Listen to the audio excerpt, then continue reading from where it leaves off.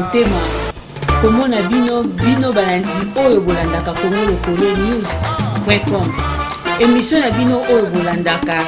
na site na bino www.congolokolonews.com. ezali réalité d'ici et d'ailleurs. Idéologie ya mama Starline Mbewa ekopesama epa ya mama Gidit Bise. Eza émission na bino oyo bolandaka mingi makambo ya mboka na libanda ya mboka. Mutu contact bobenga biso na nzela ya singa 00243 90 55 31 397 na bandeli 00243 90 55 31 397. Ceux qui vous bengi pour que vous moko numéro 1 ya congolokolonews.com. Mama Gidit Bise azawana pour nous servir bino Congo Lokolo. So Congo Lokolo ni par ailleurs bolanda. Esengo mingi ya kokuta na bino lisusu bino batu oyo bolandaka biso na www.congolokolonews.com. Toza kaka toujours na kati ya mbanza place oyo Papa Simon Kimbangu abandai kosala bikamusi ebele. Siko to comme na site oyo papa abandai kosala bikamusi oyo abandai kobikisa bata maladi. Nazoko ekokutana na ndeko mama avandaka na kamba ya mekanani koyanola biso. Eske makambo toyoka kaiza ya solo bia lokuta tokoyoka ngwe pa mama. Mbote mama. Mbote mama journaliste. Toza awa na moni yo za awa. Biso toza site Congo Lokolo. Biso toza bana ya toza site ya congolokolonews.com. Mokili mobimba bazali komona yo. Soki moye ezali omekana koyena na biso awa nazomwa ba clôturer awa. Elingi kolakisa nini nazomona banzete na kati donc nazo comprendre te bato mosusu bazoba nini esika papa bande kobikisa bata maladi. Soki moye ezali yanonela biso ata mwa ndambu po toyeba vérité. Merci maman journaliste na ndingo pesi ngai maloba. Na komba tata mwana pe tata molimo centre. Tozali na nkamba ye luselemi. Oboyoka kankamba mokili maboyoka nkamba nana zalaka kuna Papa Simon Kimbangu place ya bandela ka musala awa na nkamba asalaka 2 mois et si ko bosili ko mona banzete oyo ba paralytique bayike bazoko telemate bazoya tanga zo salisa bango bazobonga banzete tikali banzete oyo nde tikalaki eboti pe bato bazako mona te ba aveugle baye ko mona bata maladi pe maladi bazobika oyo pe balaki ko kufa pe bana to mikolo mutu akufi azola musaye na kisite neloko moko te kaka na libondeli almina komba tata mona pe tata molimo centre azwi maya nkamba apesi mutu pe abiki. Alors loko ba mindele balingaka biso te bamonanga ke loko boye mutu mwindu en tout cas basalaka nyoso bakangaka Papa Simon Kimbangu baketia na prison ya Lubumbashi liboso na Mbanza Ngungu simake na Lubumbashi akevanda kuna 30 ans ayeko tika mama mwilu na bana misatu bana wana misatu oya liboso pa kisoloke le Charles Daniel ayaki na 7 ans ya mibale papa dia lungana kianga ni Salomon azalaki na 5 ans ya misatu pa dia na Joseph aki na 3 ans batikala bana mike muta kabela mama mwilu te apesa elo so bazio kabeli mama mwilu oke na prison ba soda bazali ko vanda oboyoka ke nkambe ezalaka ya pasi na 1921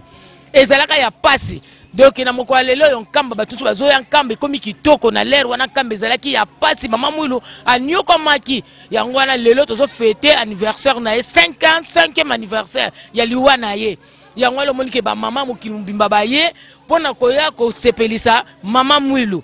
biso ba mama to landa ndakisa wana to batela bana to bokola bango biso ba mama to zala fidèle na bandako na biso mama mwilu so wazalaki infidèle mbela kokaki te andenge banyokola kiye alingako lobake na lembi me mama mwilu amipesaki mobimba alobi ke na tango wana Papa Simon Kimbangu bapese musala pa kolo Yesu bazo solola bango mibale o tango bazo solola na Papa Simon Kimbangu ko pese musala mama mwilu tuni Papa Simon Kimbangu to swana na bina swana kolo so pesa musala Papa Simon Kimbangu abanga ka mama mwilu bite ko banga tenga na ko pesa maboko ya ngwana bomona akende mama mwilu atikala na musala oyo Papa Simon Kimbangu bakanga kiye mama mwilu amipesi mobimba atikali ko simba lingomba tina moko lelo yo na 1921 Papa Simon Kimbangu alobaka prophétie ke ngai na robota mambala misato na mokili na botami na 1887 mais na kobotama na 1918 pe na kobotama lisusu na 1951 na 1918 ezalaki papa Diangenda Joseph ye wana nde abotama ikati na ye mais na 1951 papa Simon Kimbangu na Lubumbashi azokufa na 15h mbala moko papa Simon Kimbangu Kiangani abotami awa na Nkamba ezalaka prophétie papa Simon Kimbangu alobaka ke ngai mokolo nga na kokufa na basi na bino misatu lokola bazala bazemi oya kobota mokolo nga na kokufa ye wana ndenga na botami kati na ye yanga lelo tozomona papa Simon Kimbangu Kiangani ye wana tozako kumisa mokolo lelo ye kaka papa Simon Kimbangu 1921 pe azosala makamusi ya ndenge na ndenge na mikila misika na bapoto ba misusu ba yebi te bandoki mbangise me bazomona papa Simon Kimbangu Kiangani azobimela bango azoloba na bango oyo azapela maladi pe azosenga azozwa pe réussite malamu ya solo nde nzambe yo na biso batu mwindu tomi pesa na papa Simon Kimbangu ye wanda mobikisi na biso yenda kokangola biso na nyonso tozana ngo posa papa Simon Kimbangu Kiangani. Donc azaka nzambe ka ya batu mwindu ya ba mindele te ou bien ya mokili mobimba. Papa Simon Kimbangu azali nzambe ya mokili mobimba tokolo bateke azaka ya batu mwindu ya ba mindele te po lelo na Nkamba na mindele bazako ya bazako mona mundele mususu awutaki wa abelaki maladi paralytique mais azako tambola te mais loko ateke liki akene Nkamba mbala moko ye moko akomi kotambola ti ayeki komona Nkamba batu bazoya ya ndenge na ndenge bapaya biso batu mwindu tondimela nzambe na biso ye wana Papa Simon Kimbangu Kiangani. Merci to boyoki témoignage ya maman alobi donc minga kolobe zate minga bakse zate biso moko tolinga toyo kande na matoyo donc maka maman lobe za solo ngai moko kongolo kole e comme na terrain tom na moni na misu pe bilili ya wana bozolanda donc moi koloba kute zate mo cha commentaire zate na pesi merci ya trop et pas maman Gidi Bisengo yende mutazu image o na pesi merci na Patrick Kinsala yende mutu a monter yango na pesi mbote belé mbota trop na Christian 10 number 1 pour la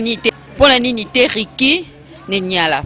na pesi bino nyonso mbote to mona ina mbala sima merci ça l'a déjà kosepela etondinga ebele na motema komona bino balandi oyo bolandaka Congo Lokole news.com émission na bino oyo bolandaka na site na bino www.congolokolenews.com ezali réalité d'ici et d'ailleurs